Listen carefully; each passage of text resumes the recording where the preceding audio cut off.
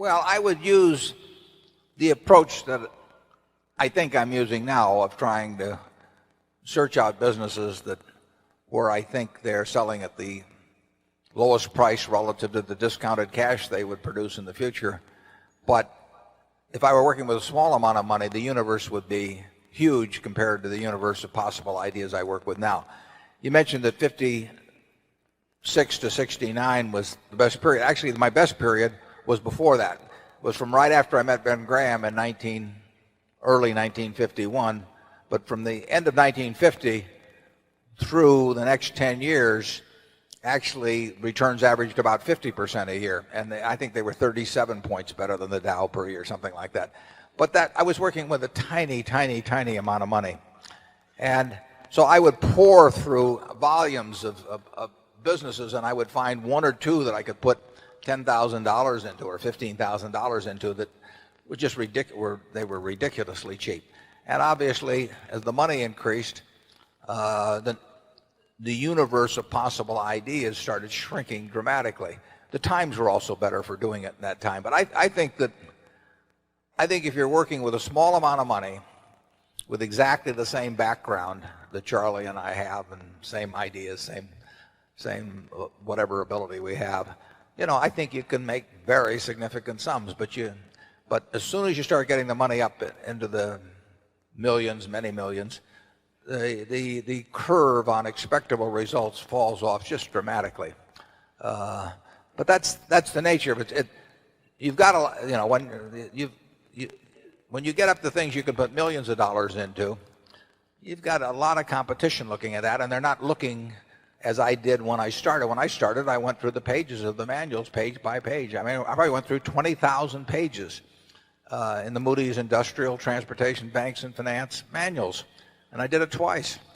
And I actually, looked at every business. I didn't look very hard at some. Well, that's not a practical way to invest tens or hundreds of millions of dollars.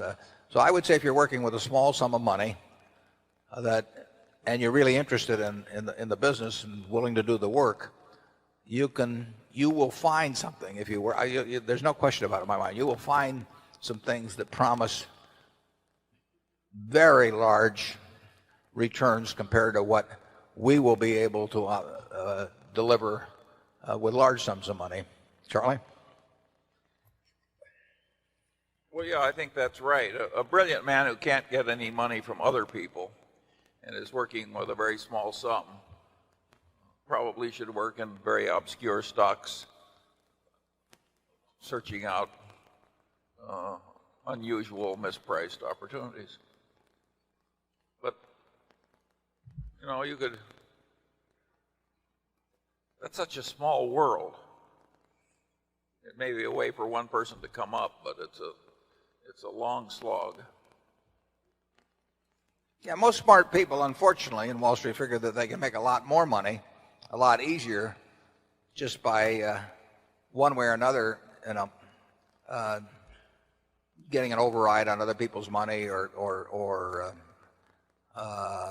delivering services in some way that people. And the monetization of hope and greed, is a way to make a huge amount of money.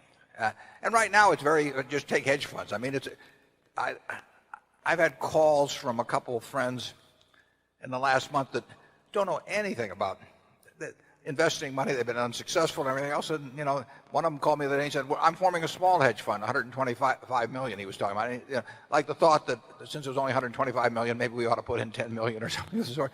I mean, if you looked at this fellow's Schedule D on his 1040 for the last 20 years, you'd think he ought to be mowing lawns. But yeah. But he may get his 125 million. I mean, and it's just astounding to me how willing people are during a bull market just to toss money around because they think it's easy. And of course that's what they felt about internet stocks a few years ago. They'll think about something else next year too. But the biggest money made in Wall Street in recent years has not been made by great performance, but it's been made by great promotion, basically. Charlie, do you have anything? Well, I would stated even more strongly. I think the current scene is obscene. I think there's too much mania. There's too much chasing after easy money. There's too much misleading sales material about investments.